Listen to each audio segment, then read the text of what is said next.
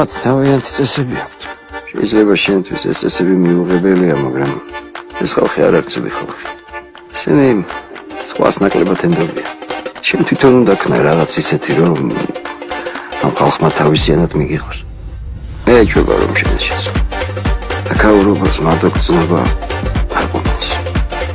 გესმის ჩემი? დიახ.